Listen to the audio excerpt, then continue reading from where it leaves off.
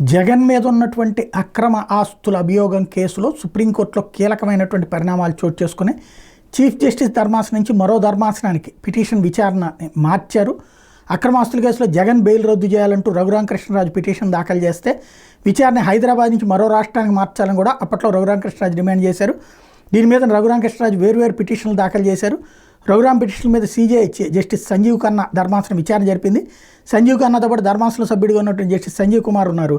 విచారణ ప్రారంభంగానే పిటిషన్ ఆంధ్రప్రదేశ్కి చెందిందని జగన్ తరపు లాయర్ బెంచ్కి వివరించారు.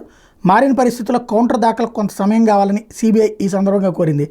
తమకు కొంత సమయం కావాలని సొలిసిటర్ జనరల్ తుషార్ మెహతా దీని మీద అడిగినటువంటి నేపథ్యంలో Sanjay Kumar not before me అనడంతో పిటిషన్లు మరో ధర్మాసనానికి బదిలీ చేశారు.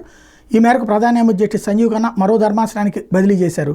ఇప్పుడు ఇకపైన జస్టిస్ అభయ్ ఎస్ ఓకా నేతృత్వం వహించే ధర్మాసనం ముందుకి ఇది విచారణ రాబోతుంది. డిసెంబర్ 2వ తారీఖున విచారణకి పంపాలని చెప్పి రిజిస్ట్రీని ఏకంగా చీఫ్ జస్టిస్ ఆదేశించినటువంటి నేపథ్యంలో రాబోయే రోజుల్లో ఈ వ్యవహారానికి సంబంధించినటువంటి అంశం కీలకం కాబోతోంది.